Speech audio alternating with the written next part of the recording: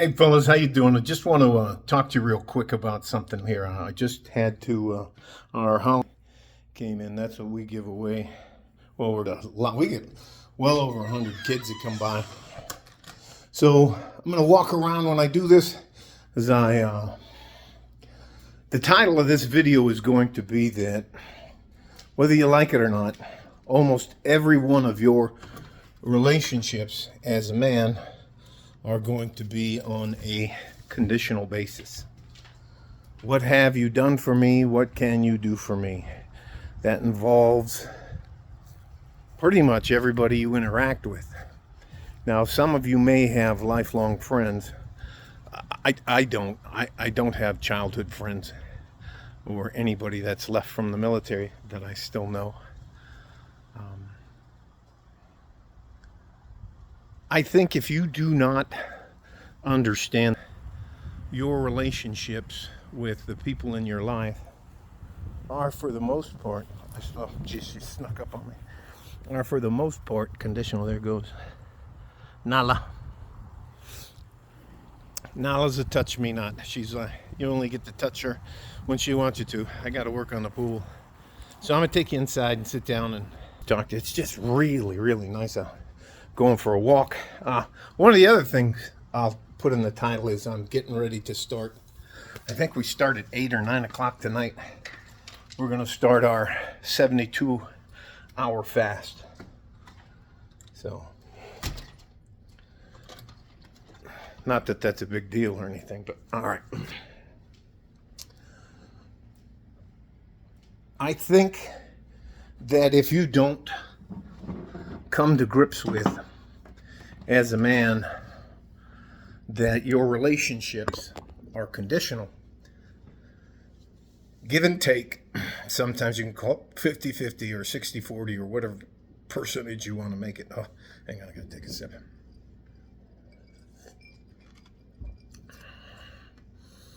You'll set yourself up for failure. It's why there are people who work with a company and all they have to do is get to 20 years with the company, and the company fires them at 19 years, 9 months. So bad, too bad, so sad. Or they replace you with a family member or a golfing buddy or somebody who has no experience and nothing like that.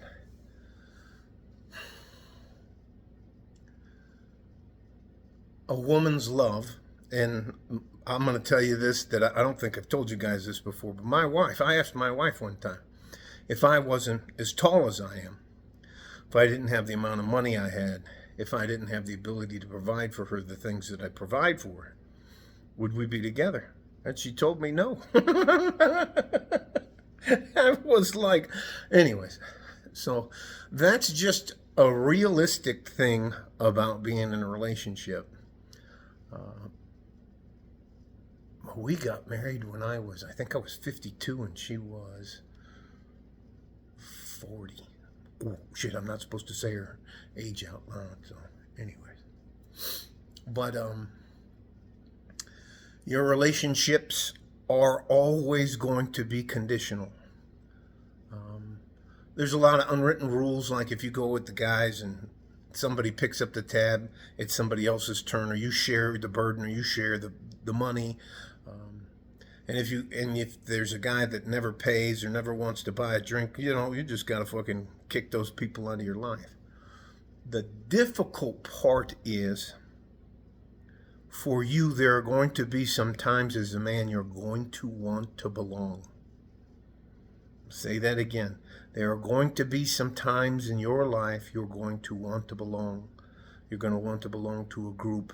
You're going to be part of a elite platoon in the military service. You're going to be an elite ICE officer, firefighter, anything, doctor, lawyer, anything you can think of. You're going to want to be part of a group.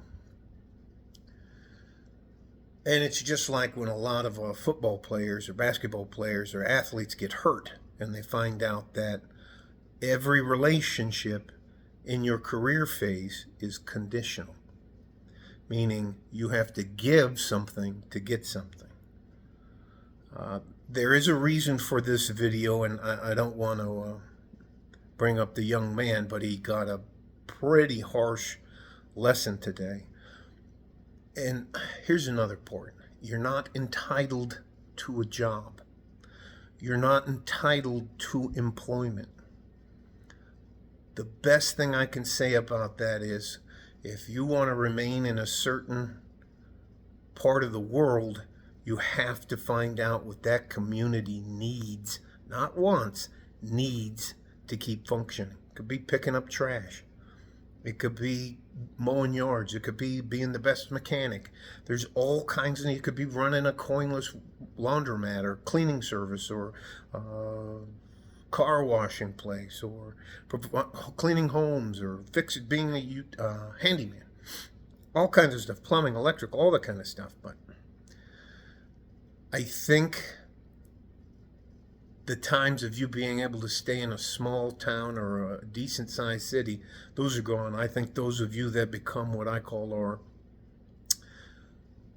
nomad tradesmen, I think you're gonna do far better than a lot of other folks. One of the things that there are guys. Trucking is one of the things. Now, they're going to tell you all the time that, you only got like a couple years left.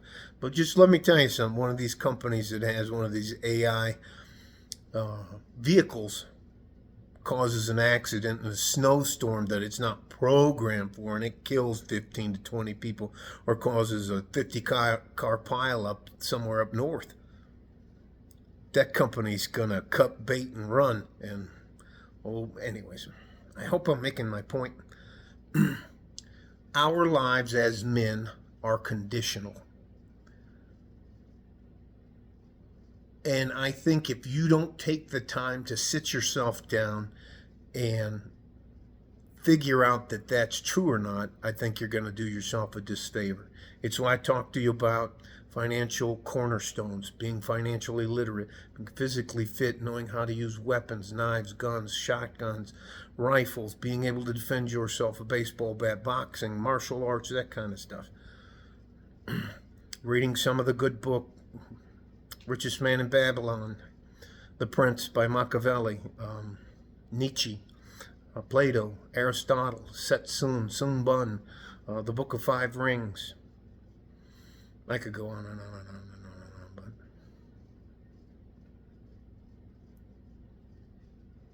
but I don't want you guys to ever not understand that the world we live in will be very cruel to you if you do not understand that everything you do as a man is transactional. The young man is just absolutely crushed. I'll give you a little bit of it. He ended up graduating from school with a degree that's not a very good degree, and he's really struggling. Now debts are coming in, and now he has to, anyways. Hope that makes sense. I highly recommend the trades. I'm now on board with people going back into the military.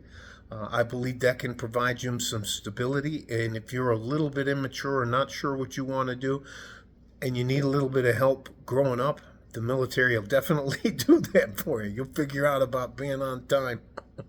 I'll segue into one small little joke. I actually went to what's called CCF when I was in basic training. That's a Central Confinement Facility. Unbelievable. Got transferred from Fort Benning, Georgia to Fort McClellan in Alabama, and that's where they train all the MPs. And I tried to run away from in Fort McClellan. But anyways, all right. Love for us as men is conditional. It's transactional. And I don't want you to ever have a misunderstanding about that. I also believe that you should never, ever have someone in your life that's going to depend on you or need from you until you can take care of yourself. All right?